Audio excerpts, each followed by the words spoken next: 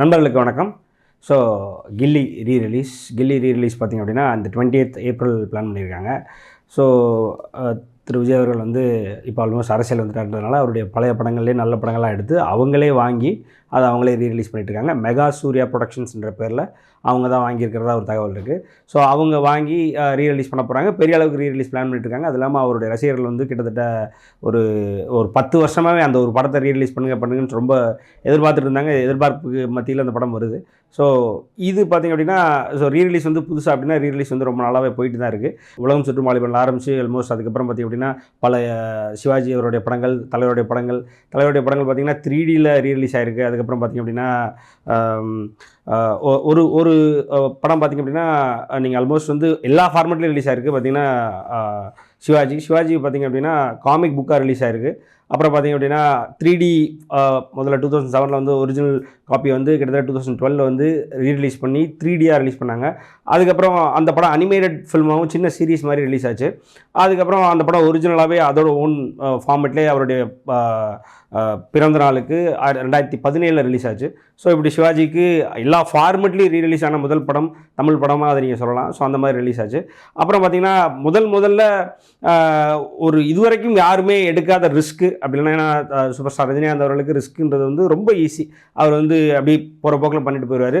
So அவர் தான் வந்து அவருடைய அட்டர் ஃப்ளாப்புன்னு சொல்லப்பட்ட பாபா 2002 வந்த படம். அந்த படத்தை பார்த்திங்க அப்படின்னா துணிச்சலாக அதை வந்து ரீரிலீஸ் பண்ணார். இது வரைக்கும் பார்த்திங்க அப்படின்னா இப்போ நீங்கள் கில்லி எடுத்துக்கிட்டிங்கன்னா கில்லி வந்து விஜய் அவருடைய கரியரில் ஹிட்டான முதல் படம்னு சொல்லலாம். என்ன கேட்டால் அதாவது ஒரு கமர்ஷியல் ஹிட்டான மிகப்பெரிய ஹிட்டான முதல் படம் சொல்லலாம். அதுவுமே ரீமேக் தான். அதுக்கு முன்னாடி அந்த 2004 கில்லி ரிலீஸ் ஆச்சு. 2004 அதுக்கு முன்னாடி பார்த்திங்க அப்படின்னா திருமலை 1 ஹிட்டு, அதுக்கு முன்னாடி புதிய கீதை ஃப்ளாப்பு, வசீகரா ஃப்ளாப்புன்னு ரொம்ப ஃப்ளாப் ஸ்ட்ரீக் இருந்தது அவருக்கு. ஸோ அதுலேருந்து கில்லி கொஞ்சம் டிஃப்ரெண்ட்டாக இருந்ததுனால மாசாக இருந்ததுனால அதுவும் அந்த வருஷம் பெரிய படங்கள் கிடையாது. குறிப்பாக சூப்பர் ஸ்டார் ரஜினி அவரோட படம் கிடையாது. அஜித் அவர்களுக்கு அட்டகாசம் இருந்தது, கமலஹாசன் அவர்களுக்கு விருமாண்டி இப்படி தான் இருந்தது. விருமாண்டிலாம் பார்த்திங்க அப்படின்னா படம் நல்லாயிருக்கும், பட் ஆனால் பெருசாக கமர்ஷியல் ஹிட் கிடையாது. அட்டகாசமும் வந்து ஒரு என்ன சொல்கிறது, அதாவது ஹிட்டு, பட் ஆனால் வந்து சூப்பர் ஹிட் கிடையாது. கில்லி அளவுக்கு ஹிட் கிடையாதுன்றத உண்மையை சொல்லணும் நம்ம. ஸோ கில்லியில் பார்த்திங்க அப்படின்னா அப்போ அந்த வருஷம் அது ரிலீஸ் ஆகிடுச்சு. அந்த வருஷத்தில் பெரிய படங்கள் எதுவும் கிடையாதுன்றதுனால அது கொஞ்சம் தனியாக தெரிஞ்சுது. மேலே வந்து விஜய் அவர்களுக்கு வந்து ஃப்ளாப் இருந்தது. அதுக்கு அப்புறமே வந்து பார்த்திங்கன்னா திருப்பாச்சி ஒன்று தான் ஹிட்டு, சச்சின் ஃப்ளாப்பு 2005 சொல்கிறேன்.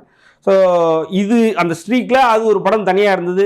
அண்ட் அந்த படத்தில் வந்து பெருசாக பேசப்பட்டது பார்த்திங்கன்னா பிரகாஷ்ராஜ் அவருடைய நடிப்பு பேசப்பட்டது. அண்ட் தரணி அவருடைய இயக்கம். அந்த படத்தை வந்து அப்படியே நீங்கள் பார்த்திங்க அப்படின்னா அந்த படத்தில் வந்து ட்ரெஸ்ஸு மாறாமல் அப்படியே மாற்றிருப்பாங்க. அவர் மகேஷ் பாபா அவர்கள் போட்டிருக்க ட்ரெஸ்ஸு அது முதற்கொண்டு எல்லாமே மாற்றாமல் அப்படியே மாற்றிருப்பாங்க. ஜிப்சிலேருந்து ஏறக்குறைய அந்த ஜிப்சியினுடைய நம்பர் கூட ஒரே மாதிரி இருக்குன்ற மாதிரிலாம் இடையில ஒரு சர்ச்சை வந்தது. ஸோ இந்த மாதிரி அதை அப்படியே மாற்றிருப்பாங்க. அந்த படம் பெரிய ஹிட் தான். அந்த படம் இந்த 20th ரிலீஸ் ஆக போகுது. ஸோ எப்படி இருக்கும் என்ன ஏதுன்றது வந்து விஜயருடைய ரசிகர்கள் தான். ஏன்னா அவர் வந்து அரசியலுக்கு வந்ததுக்கப்புறம் அவருடைய படம் வந்து ரீரிலீஸ் ஆக போகுது. ஸோ அது எப்படியான வரவேற்பு இருக்கும்ன்றது இனிமேல் தான் பார்க்கணும். அதுக்கு முன்னாடி இப்போ ரீசெண்டாக வந்த படங்கள், அந்த படத்தினுடைய கலெக்ஷன்ஸ், அந்த படம் வந்து என்னென்ன நம்பர்ஸ் பண்ணுச்சு என்ன ஏது அப்படின்றது வந்து நமக்கு தெரிஞ்ச சோர்ஸ் மூலிமா ஒரு அப்ராக்சிமேட் நம்பர்ஸ் கலெக்ட் பண்ணோம், டிக்கெட் நம்பர்ஸு. அண்ட் அதுக்கு வந்து ஒரு ஆவரேஜ் என்ன பார்த்திங்க அப்படின்னா இப்போ நீங்கள் ஒவ்வொரு தேட்டருக்கு ஒவ்வொரு நம்பர்ஸ் போட்டிருந்தாங்க. கமலா பார்த்திங்க அப்படின்னா 49 ரூபீஸு, அப்புறம் 59 ரூபீஸ் அந்த மாதிரி ஃபார்மேட்டில் பண்ணிட்டு இருந்தாங்க. ஒரு சில டிக்கெட்ஸ் வந்து 110 ரூபீஸ் கொடுத்தாங்க.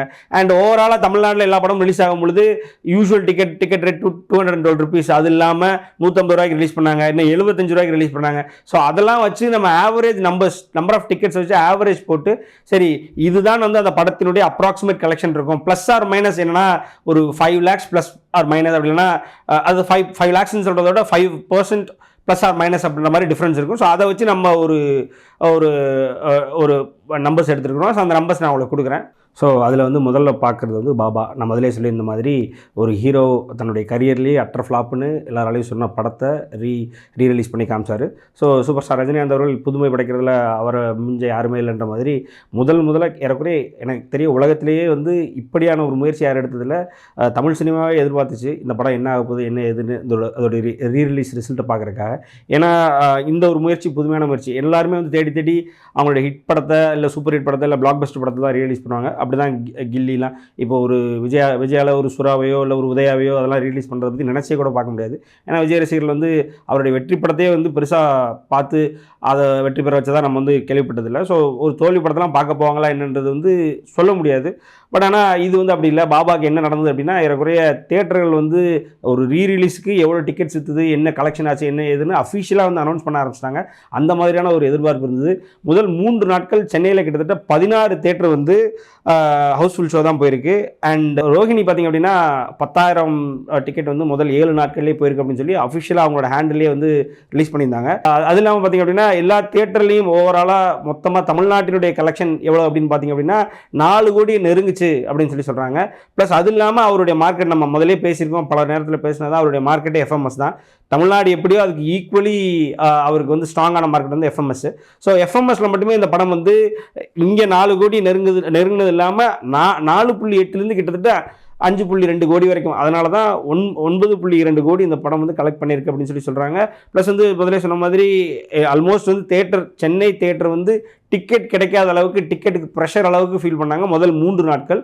அதுபோக இந்த படம் வந்து 15-16 நாட்கள் ஓடிச்சு. பாபாவோட ரீரிலீஸ் கிரேஸ் எப்படி இருந்தது அப்படின்னா, ஏறக்குறைய தமிழ்நாடு முழுக்க பெருசாக ஓடிச்சு படம். தமிழ்நாடு முழுக்க எல்லா தியேட்டர்களையும் கூட்டம் வலிஞ்சு நிரம்பிச்சு. அதெல்லாம் வேற கதை. ஆனால் அதில் சுவாரஸ்யமான சம்பவம் என்னென்னா, தலைவர் வந்து மாயாஜாலுக்கு வந்து மனிஷா கொய்ராலாவும் அவங்களோட தங்கச்சியும் வந்து ஒரு ஷோவுக்கு வருவாங்க. வரும்பொழுது டிக்கெட் கேட்பாங்க. அப்போ டிக்கெட் கேட்கும்பொழுது டிக்கெட்டா தேட்டரே வந்து பாபா அப்படின்னு சொல்லி அந்த தேட்டரினுடைய ஓனர் வந்து தலைவர் காலில் விழுந்து டிக்கெட் கொடுப்பாரு. டிக்கெட் கொடுத்தா டிக்கெட் எடுத்துகிட்டு அவரு கவுண்டமணி, அப்புறம் மனிஷா கொய்ராலா, அவங்களுடைய தங்கச்சி எல்லோரும் உள்ளே போவாங்க. உள்ளே போகும்பொழுது கவுண்டமணி சொல்லுவார், டே பாபா வர லைட்லாம் போடுங்கண்ணா அப்படிம்பாரு. அது வந்து அப்போ ஒரு நல்ல சுவாரஸ்யமான சீனாக இருந்தது. ஆனால் பாபா வர லைட்டெல்லாம் போடுங்க அப்படின்னோடனே ஏறக்குறைய தமிழ்நாட்டில் பாபா ரிலீஸ் ஆகி ஹவுஸ்ஃபுல்லாக ஓடிட்டு இருக்க எல்லா தேட்டர்லேயும் லைட்டை போட்டு அணைச்சாங்க. ஸோ அதெல்லாம் வந்து எல்லாருக்குமே நடக்காது. அது வந்து தரமான சம்பவமாக இருந்தது. போன 2022 10th டிசம்பர் பார்த்திங்கன்னா அவருடைய பிறந்தநாள் அன்றைக்கெலாம் ஆல்மோஸ்ட் தேட்டர்கள் நிரம்பி வழிஞ்சுது. அப்போ பார்த்திங்கன்னா எல்லா தேட்டர்லையும் வந்து பாபா வர லைட்டை போடுங்கடா அப்படின்னோடனே எல்லோரும் போடுவாங்க. அணையனானோன்னு அனுப்பாங்க. அந்த சீனே வந்து ரீலாம் கேட்டாங்க. அதே வந்து ரிப்பீட்லாம் ஓடிச்சு. ஸோ அப்படியான ஒரு ஸ்தம்பிக்க வைக்கக்கூடிய ஒரு பெரிய ரீலீஸ் அப்படின்னா அதுக்கு வந்து 9.2ன்றது எனக்கு தெரிய கம்மியான நம்பர்ஸ் தான் நினைக்கிறேன். பட் ஆனால் நம்ம விசாரித்த வரைக்கும் அப்படி தான் சொன்னாங்க. அண்ட் அது போக அது வந்து ஒரு சில என்ன சொல்கிறது ஜேர்னல்ஸே வந்து அதை கன்ஃபார்ம் பண்ணாங்க 9.2 crores தான் அப்படின்றத. ஸோ நானுமே முதல்ல 12 crores எக்ஸ்பெக்ட் பண்ணி நம்ம ஒரு கால்குலேஷன் முதல்ல போட்டிருந்தோம். பட் ஆனால் 9.2 தான் வந்து அதனுடைய ஃபைனல் கலெக்ஷன் அப்படின்றது ரொம்ப அதிகாரப்பூர்வமான ஒரு தரவு நமக்கு சொல்லுது. ஸோ இது வந்து பார்த்திங்க அப்படின்னா எல்லாராலையும் சாத்தியமில்லாத ஒன்று. இன்னும் தெளிவாக வந்து இண்டஸ்ட்ரியில் வந்து ரஜினிகாந்த் அவர்களை தெரிஞ்சவங்க சொன்னது என்னென்னா, அவர் வந்து விட்டதை பிடிச்சிட்டாரு அப்படின்னு தான் சொன்னாங்க. ஏன்னா வந்து பாபா வந்து அவருக்கு வந்து நஷ்டம் அப்படின்னு சொல்லி கிளைம் பண்ணும்போது 25 கோடி ரூபா வந்து அப்போ வந்து இப்போ இல்லை முதல்ல பார்த்திங்க அப்படின்னா திருப்பூர் சுப்பிரமணியம் சார் வந்து தியேட்டர் ஓனர் சங்கத்தினுடைய தலைவராக இருந்தார். அவர் இப்போ பார்த்திங்கன்னா அந்த பதவி விட்டு ராஜினாமா பண்ணிட்டார். அவர் வந்து தலைவருடைய நெருங்கிய நண்பர். அது இல்லாமல் ரொம்ப காலமாக வந்து திருப்பூரில் கிட்டத்தட்ட அவருக்குன்னு செட் ஆஃப் 5 தேட்டர்ஸ் இருக்குது. ஸோ அதெல்லாம் வச்சு அவர் மேனேஜ் பண்ணிட்டு போது அப்போவே 2002 அந்த படத்துக்காக 25 கோடி ரூபா வந்து கொடுத்து செட்டில் பண்ணாங்க. ஸோ அதை வந்து ஆல்மோஸ்ட் ரெக்கவர் பண்ணிட்டாரு அப்படின்னு சொல்லி எல்லாரும் சொன்னாங்க. ஒரு ஃப்ளாப் படத்தை இப்படி ரீரிலீஸ் பண்ணி இந்த அளவுக்கு யாரும் பண்ண முடியுமா அப்படின்ற மாதிரியான முதல் விதையை வந்து தலைவர் சூப்பர் ஸ்டார் ரஜினிகாந்த் அவர்கள் தான் போட்டார் தமிழ் சினிமாவுக்கு, ஏறக்குறைய இந்தியன் சினிமாவுக்கே அப்படின்றது வந்து யாருமே மறுக்கக்கூடாத ஒரு உண்மை. அதுக்கப்புறம் தான் பார்த்திங்க அப்படின்னா எப்போயுமே நம்மளை பார்த்து காப்பி அடிச்சுட்டு ஒரு கூட்டம் வரும் அதுக்கு பின்னாடி. அதுக்கப்புறம் தான் பார்த்திங்கன்னா ஆலவந்தான் ரிலீஸ் ஆகுது. ஸோ ஆலவந்தான் பார்த்திங்க அப்படின்னா சுரேஷ் கிருஷ்ணா அவர்களுக்கு பாபா எப்படி ஃப்ளாப்போ அதுக்கு முன்னாடியே வந்து ஃப்ளாப் வந்து என்னென்னு பார்த்திங்க அப்படின்னா ஆலவந்தான்லேருந்து அவருடைய ஃப்ளாப் ஸ்ட்ரீக் ஸ்டார்ட் ஆச்சுன்னு சொல்லலாம். ஸோ சுரேஷ் கிருஷ்ணாவுக்கு அப்படி ஒரு இந்த பாபாவுடைய ரிலீஸ் பார்த்துட்டு தலைவர் கூட இது எப்படி பண்ணீங்க என்ன ஏதுன்ற பல இன்புட்ஸ் வாங்கிட்டு அந்த படத்தினுடைய அதாவது ஆலவந்தான் படத்தினுடைய டிஸ்ட்ரிபியூட்டர் நீங்கள் பார்த்திங்க அப்படின்னா தானு சார், கலைப்புலி தானு சாரும் தலைவரும் எப்படியான நண்பர்கள் உங்களுக்கு தெரியும். அந்த படம் பார்த்திங்கன்னா ஏறக்குறைய பார்த்திங்க அப்படின்னா அவருக்கு வந்து ஃப்ளாப்ஸ் அப்படின்னா தானு சாருக்கு கொஞ்சம் கம்மி தான். பட் ஆனாலும் வந்து வாங்கின அடி ரொம்ப ஜாஸ்தியாக வாங்கியிருந்தார். அதில் முக்கியமான படம் அவர் வாயாலே சொல்கிறாரு ஆலவந்தான் அவருக்கு ஒரு பெரிய ஃப்ளாப்பு. கந்தசாமி எடுத்தேன். ஓகே, ஆலவந்தான் 3 மணி நேரத்தை என்ன நிலைமைக்கு ஆளானோம் தெரியல உங்களுக்கு, சொன்னால் கேட்கணும். அதுக்கப்புறம் பார்த்தீங்கன்னா கந்தசாமியோட அவர் ஆல்மோஸ்ட் அவுட் ஆகிட்டு அதுக்கப்புறம் வந்து அவருக்கு ஒரு பேசிக்காக அவருக்கு வந்து மறுபடியும் வந்து ரீஸ்டார்ட் பண்ண படம் வந்து உண்மையை ஒத்துக்கணும் துப்பாக்கி தான். துப்பாக்கிக்கு முன்னாடி அவருக்கு எந்த படங்களும் பெருசாக இல்லை. அவர் ஆல்மோஸ்ட் கந்தசாமியோட இதோட அவரோட ப்ரொடக்ஷன் லைஃபே க்ளோஸ் ஆயிடுச்சுன்ற அளவுக்கு முடிவு பண்ணிட்டாரு. ஸோ அப்படியான ஃப்ளாப்ஸ் வந்து ஆளவந்தானும் கந்தசாமி. ஸோ ஆளவந்தான் பார்த்தீங்க அப்படின்னா இந்த பர்டிகுலர் பாபாவினுடைய இன்புட்ஸ் எடுத்துட்டு சரி நம்மளும் வந்து பண்ணி பார்க்கலாமே, அதில் விட்டதை பிடிக்கலாமே அப்படின்னு சூப்பர் ஸ்டார் அவருடைய நண்பரான தானு சார் வந்து முயற்சி பண்ணார். ஸோ அந்த முயற்சி வந்து ஏறக்குறைய டிசம்பர் 8ஆம் தேதி நடந்தது. ஸோ டிசம்பர் 8ஆம் தேதி பார்த்திங்க அப்படின்னா ஆளவந்தான ரீரிலீஸ் பண்ணுறாங்க. அந்த படம் வந்து 3 மணி நேரம் 9 நிமிடம். அந்த படம் கிட்டத்தட்ட 2.25 மணி நேரம் சுருக்கப்படுது. ஸோ படத்தில் தேவையில்லாத எல்லா சீன்ஸையும் எடுங்க அப்படின்னு சொல்லி தானு சார் சூப்பர் ஸ்டார் அவர்கள் வந்து தானு சாருக்கு சொல்லவும் தானு சார் அதை கிட்டத்தட்ட படத்தை 1 மணி நேரம் கட் பண்ணி 2.25 மணி நேரம் படம் ஓடிச்சு. ஸோ 2.25 மணி நேரம் பார்த்திங்க அப்படின்னா கமலுடைய ரசிகர்கள்லாம் வந்து ஒரு வெறித்தனமாக அந்த படத்தை பார்த்தாங்கிறதுல எந்த மாற்று கருத்தும் இல்லை. ஏன்னா அவங்க அந்த ஒரிஜினல் ரிலீஸை பார்க்கல, அதுதான் உண்மை. அதில் வந்து நீங்கள் என்னதான் அந்த படத்தை பார்க்க ட்ரை பண்ணாலும் அந்த படம் புரியாதுன்றது தான் வந்து மறுக்க முடியாத உண்மை. ஸோ அந்த படம் வந்து ஆல்மோஸ்ட் 1 மணி நேரம் தமிழ் சினிமாவில் இன்னும் சொல்ல போனால் இந்தியன் சினிமாவில் 1 மணி நேரம் ஒரு படத்தை கட் பண்ணி ரீரிலீஸ் ஆகுது அப்படின்னா இதுதான் முதல் படம். ஒரு கமர்ஷியலாக இதுக்கு முன்னாடி ரிலீஸ் ஆன படம் வந்து ரீரிலீஸ் ஆகுதுன்னா இதுதான் முதல் முறையாக இருக்கும். ஸோ அப்படியான ரிலீஸ் ஆகி அந்த படம் எவ்வளோ கலெக்ட் பண்ணியிருக்கு அப்படின்னா 29 லட்சம் கலெக்ட் பண்ணியிருக்கு. ஸோ இது வந்து டிசம்பர் 8 ஆல்மோஸ்ட் ரிலீஸ் ஆன படம். இதில் என்னென்னா ஃபன் ஃபேக்ட் என்னென்னா முத்து அப்போ தான் ரீரிலீஸ் பண்ணாங்க. முத்து அதே டிசம்பர் 8 தான் ரீரிலீஸ் ஆச்சு. அந்த படம் தலைவருடைய முத்து எவ்வளோ பெரிய ஹிட் அப்படின்னா நீங்கள் சொல்லி நம்ம மாளாது.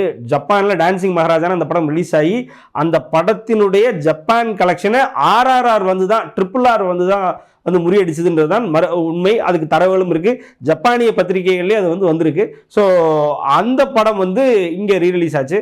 முத்து படத்தில் பார்த்திங்க அப்படின்னா முத்து வந்து அதுவே ஒரு ரீமேக் படம் தான். ஒரு மலையாளத்தில் மோகன்லால் அவர்களும் ஸ்ரீனிவாசன் அவர்களும் நடித்த படத்தினுடைய ரீமேக் தான் முத்து. அந்த படத்தினுடைய ரீரிலீஸ் கலெக்ஷன் பார்த்திங்கன்னா 26 லட்சம். ஸோ ஆக்சுவலாக பார்த்தீங்கன்னா ஆளவந்தானோட ஒரு 2.5 லட்சம் கம்மி தான். ஸோ இருந்தாலுமே வந்து முத்து வந்து எப்படின்னா ஒரு சன் டிவியில் ப்ரைம் டைமில் ஒரு 100 தடவை பார்த்துருப்போம். 25 வருடங்களுக்கு முன்னாடி வந்தது. ஏறக்குறைய ஆளவந்தானுக்கு முன்னாடி வந்த ஒரு படம். முத்து பார்த்து செலுத்திருப்போம். நம்மளே கேட்டுட்டு இருக்க நம்மளே வந்து ஒரு மினிமம் ஒரு 15-20 தடவை பார்த்துருப்போம். இப்போ தலைவர் ரசிகர் நாங்களாம் 100 தடவைக்கு மேலே பார்த்துருப்போம். அதில் சீன் பை சீன் நமக்கு தெரியும். ஸோ அதனால் வந்து அந்த படத்துக்கு நாங்களே பெருசாக ஓப்பனிங் கொடுக்கல. ஸோ பாபாவுக்கு கொடுக்க முடிஞ்ச எங்களால் கொடுக்க முடியல அப்படின்னா வேணான்னு நினச்சாங்க. ஏன்னா முத்து நாங்கள் பார்த்து செலுத்தினால அப்படியுமே அள்ளும் போதே வந்து கமலஹாசனுடைய மோஸ்ட் எக்ஸ்பெக்டட் ரீரிலீஸ் ஆளவந்தான் 29 லட்சம் பண்ணியிருக்கு. முத்துவினுடைய அதே ரீரிலீஸ் வந்து அதே நாளில் ரிலீஸ் ஆனது வந்து 27 லட்சம் பண்ணியிருக்கு. இதில் என்னன்னா அந்த படம் 2 படங்களும் ரிலீஸ் ஆகும்பொழுது மெயின் ஸ்க்ரீன்ஸ் முத்துக்கு தான் கொடுத்துருக்காங்க. இது வந்து என்றைக்குமே வந்து மாறாது போல இருக்கு. சூப்பர் ஸ்டார் ரஜினிகாந்த் அவர்கள் படம் கமலஹாசன் அவர்களும் படம் வந்தால் எல்லா படமும் எல்லா தியேட்டரையும் மெயின் ஸ்க்ரீன் வந்து சூப்பர் ஸ்டார் ரஜினிகாந்த் படங்களுக்கு தான் கிடைக்கும். அதே தான் வந்து முத்துவுக்கும் கிடச்சிருக்கு. ஸோ அதுக்கப்புறம் வந்து ரீரிலீஸில் மூணு பண்ண சாதனை தான் மிக பெருசாக பேசுகிறாங்க. அது வந்து கமலா சினிமாஸில் மட்டுமே கிட்டத்தட்ட 81,000 டிக்கெட் விற்றுருக்கு அப்படின்னு சொல்லி சொல்கிறாங்க. அவர் வந்து 49 ரூபாய்க்கு அது பண்ணியிருக்காரு. 49, 59 மாற்றி பண்ணியிருக்காரு. 99லையும் பண்ணியிருக்காரு. அவரே என்ன சொல்றாரு அப்படின்னா கமலா சினிமாஸ் ஓனர் அவர் என்ன சொல்றாருன்னா 81,000 டிக்கெட் வித்திருக்கு அப்படின்னு சொல்லி சொல்றாரு. அது போக கிட்டத்தட்ட ஒரு மொத்தமா 1,62,200 டிக்கெட் வித்திருக்கு அப்படின்னு சொல்லி சொல்றாங்க. கலெக்ஷன் வந்து 1.29 crores இருக்கும் அப்படின்னு சொல்லி சொல்றாங்க. ஏறக்குறைய பாபாவுக்கு அடுத்த கலெக்ஷன் பாபா வந்து 9.2 crores சொன்னாங்க. ஸோ 3 வந்து 1.29 crores. அதுதான் வந்து ரீரிலீஸ்ல இப்போதைக்குள்ள மிகப்பெரிய கலெக்ஷனாக வந்திருக்கு.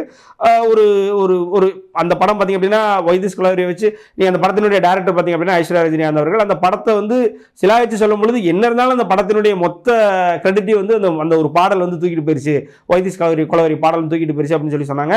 இருந்தாலும் அந்த படத்துக்குன்னு ஒரு தனி கிரேஸ் இருக்கு. அந்த கிரேஸ்ல அந்த படம் வந்து ஏறக்குறைய 35 நாள் ஓடி இருக்கு. ஸோ 35 நாள் தமிழ்நாடு முழுக்க வேற திரையரங்குகளில் குறிப்பாக கமலால அப்படின்னு ஓடி இருக்கு. ஓடி 1.29 crores கலெக்ட் பண்ணியிருக்கு. அதுக்கப்புறம் நிறைய படங்கள் வந்தது.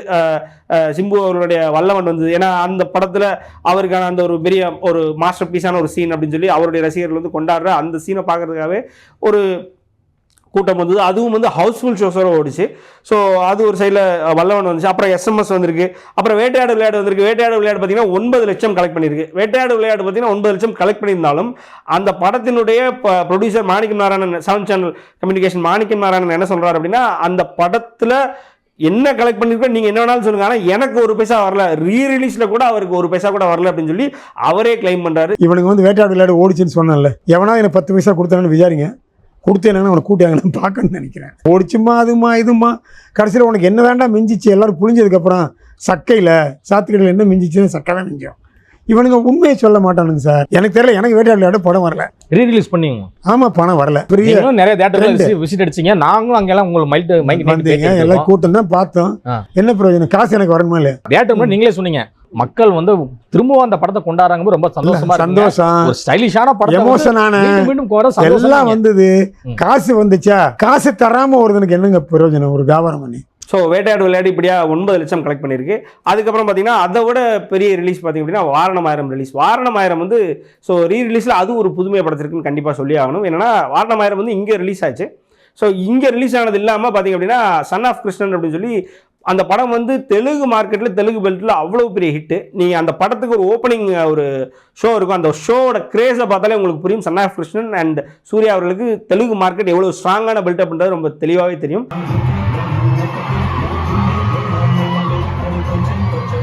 ஸோ அந்த படம் வந்து ஒரு 3 நாட்கள் தான் ஓடி இருக்கு.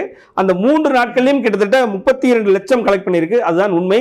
என்னன்னா அந்த 32 லட்சத்துலேயே வந்து 18 லட்சம் வந்து தெலுங்கு பெல்ட்லேருந்து வந்திருக்கு. ஸோ அதில் பார்த்தீங்க அப்படின்னா அது நடக்கும்பொழுது ஒரு ஃப்ரெஷ்ஷான சீக்வன்ஸ் வந்து கௌதம் வாசுதேவன் அவர்களே ஷேர் பண்ணது என்னன்னா, அவர் வந்து அப்போதான் லியோவில் நடிச்சிருந்திருக்காரு. ஸோ லியோவில் அவருடைய பாட் போயிருக்கு. அவர் வந்து லியோவில் பார்த்தீங்க அப்படின்னா ஒரு நல்ல கலெக்ஷன் லியோவுக்கு பண்ணியிருக்கு, வச்சிருக்கு, எல்லாம் பேசிட்டு அவர் என்ன சொல்கிறார் அப்படின்னா, நான் லியோவில் நடிச்சிருக்கேன், எனக்கு வந்து ஒரு ஃபோன் கால் வந்து எனக்கு ஒரு 4 டிக்கெட் வேணும்னு வந்தது, கண்டிப்பாக நான் பண்ணி தரேன், டிக்கெட்லாம் கிடைச்சிட்டு தான் இருக்கு அப்படின்னு சொல்லியிருக்காரு. இல்லை எனக்கு லியோவுக்கு வேணும், எனக்கு வாரணமாயிரமுக்கு வேணும் அப்படின்ற மாதிரி ஒரு அவர்கிட்ட கேட்டிருக்காங்க. ஸோ அதை அவர் வந்து ஒரு இடத்துல பகிர்ந்துருந்தார். ஸோ அந்த மாதிரியான கிரேஸில் வாரணமாயிரம் அங்கே சன் ஆஃப் கிருஷ்ணன் வந்து ரிலீஸ் ஆச்சு. ஸோ இப்படியா ரீரிலீஸ்லாம் வந்துட்டு இருந்தது. அப்புறம் மின்னலே வந்தது. அண்ட் விண்ணை தாண்டி வருவாய் அவங்களுக்கு தெரிஞ்சிருக்கும். பார்த்தீங்க அப்படின்னா விஆர் மால், சென்னையினுடைய விஆர் மாலில் எப்போயுமே ஒரு ஷோ, டெய்லி ஒரு ஷோ போட்டுட்டு இருந்தாங்க. ஸோ இதெல்லாம் நடந்துட்டு இருந்தது. அதுக்குமே பார்த்தீங்கன்னா முன்னோடி சந்திரமுகி தான். சந்திரமுகி பார்த்தீங்க அப்படின்னா ஏறக்குறைய 819 நாள் ஓடிச்சு. ஸோ அந்த படம் பார்த்தீங்க அப்படின்னா ஏறக்குறைய 400 நாளுக்கு அப்புறம் ஒரு ஷோ வந்து டெய்லியுமே அதாவது சாய் சாந்தியில் டெய்லியுமே ஒரு ஷோ ஓடிச்சு. ஸோ அந்த மாதிரியான அதுக்கும் முன்னோடி சூப்பர் ஸ்டார் ரஜினிகாந்தோடைய படம் தான் அப்படின்ற மாதிரி. அதுக்குமே முன்னோடி பார்த்தீங்க அப்படின்னா தில்வாலே துல்ஹனியா லே ஜாயேங்கே எல்லாம் இருக்குது. அதெல்லாம் பார்த்தீங்கன்னா 1000 வாரங்கள் வந்து ஒரு ஷோ ஓட்டின படம். ஸோ இப்படியா விண்ணை தாண்டி வருவாயும் டெய்லி வந்து ஒரு ஷோ ஓடிக்கிட்டு இருந்தது, விஆர் மாலில் ஓடிக்கிட்டு இப்பவும் இருக்கும்னு நினைக்கிறேன், என்னுடைய நினைவு சரியாக இருந்தால் தெரியல. இப்படியா வந்துட்டு இருக்கும்போது விஜய் அவர்கள் அவருடைய கில்லியினுடைய ரீரிலீஸை ஆல்மோஸ்ட் வந்து 20th எடுத்துகிட்டு வர்றாரு. பார்ப்போம் அவங்க ரசிகர்கள் வந்து அவங்களால என்ன முடியும். இதில் என்னென்னு பார்த்தீங்கன்னா கில்லியில் அது ஒரு ஃபன்னியான ஃபேக்ட், அதை அவங்க சொல்லிக்கிட்டே இருக்கிறாங்க. நம்ம தரவுகள் எடுத்து போட்டாச்சு, அப்பவும் சொல்லிட்டு தான் இருக்கிறாங்க. நாங்கள் தான் முதல்ல 50 கோடி கலெக்ட் பண்ணோம் தமிழ்நாட்டில், முதல் 50 crores ஃபிலிம் வந்து எங்கள் ஃபிலிம் தான் அப்படின்னு சொல்லியிருக்காங்க. இல்லை, நீங்கள் வந்து 2004 கலெக்ட் பண்ணிச்சுன்னு சொல்கிறீங்க, ஆனால் 1999 படையப்பாவே 50 கோடி கலெக்ட் பண்ணிருச்சுன்னு நம்ம சொல்லிட்டோம். அது இல்லாமல் எத்தனையோ பேப்பர், ஏன்னா அப்போல்லாம் வந்து பாக்ஸ் ஆஃபீஸ் ட்ராக்கர்ஸ் அது இதுன்னு எதுவுமே கிடையாது, எல்லாம் பேப்பர்களில் வந்த தரவுகளை வச்சு தான் நம்ம பேசுவோம். அப்படி அந்த காலத்தில் 1999 பேப்பரில் வந்த பல என்ன சொல்கிறது மெட்டீரியல்ஸ் எடுத்து காமிச்சாச்சு பாருங்கள், அதுதான் முதல் 50 கோடி படம் அப்படின்னு சொல்லி. இல்லை நாங்கள் தான் ஃபஸ்ட்டுன்னு எப்போவும் போல வழக்கமாக அவங்க வட சொல்கிறதுல அவங்கள விட யாருமே வந்து என்ன சொல்கிறது எக்ஸ்பர்ட்ஸ் கிடையாது, அந்த மாதிரி அவங்க ஏதோ சொல்லிக்கிட்டே இருந்தாங்க. அதே மாதிரி இந்த படம் வந்ததுக்கப்புறம் இதுக்கு ஏதாவது சொல்லுவாங்க, ஆனால் மாட்டுக்கு அதில் பார்ப்போம். ஆனால் அவங்க எந்த அளவுக்கு இந்த படத்தை கொண்டாடுறாங்க, குறைந்தபட்சம் என்ன சொல்கிறது அந்த சன் ஆஃப் கிருஷ்ணனுடைய அந்த ஒரு ஆறாவையாவது ரீக்ரியேட் பண்ணுவாங்களான்னு பார்க்கணும். ஸோ எப்படி இருக்குன்னு பார்க்கணும். இதுக்கு நடுவில் தல அஜித்தினுடைய எந்த ரீரிலீஸுமே பெருசாக வரல. அவங்க எக்ஸ்பெக்ட் பண்ணிட்டு இருக்க ரீரிலீஸ் பார்த்திங்க அப்படின்னா பில்லார் மங்காத்தா வந்துருச்சுன்னா ஆல்மோஸ்ட் வந்து ரீரிலீஸோட பேட்டர்னே அவங்க மாற்றி விட்ருவாங்க. ஸோ அவங்களுக்கான எனர்ஜி வேறு, அவங்களுக்கான என்ன சொல்கிறது ஒரு கரிஷ்மாவே வேறுன்ற மாதிரி சொல்லலாம். ஸோ இது எப்படி போயிட்டுருக்கு ரீரிலீஸ் வந்து தமிழ்நாடுல வந்து ஏன் ரீரிலீஸ் பண்ணிட்டு இருக்காங்க என்ன ஏது, ஏன்னா புது படங்கள் சின்ன படங்களை ரீரிலீஸுக்கு பதிலாக இதை வாழ வைக்கலாமே அப்படின்னு பல நேரங்களில் பல இடத்துல வந்து குரல் எழுப்பிட்டு இருக்காங்க.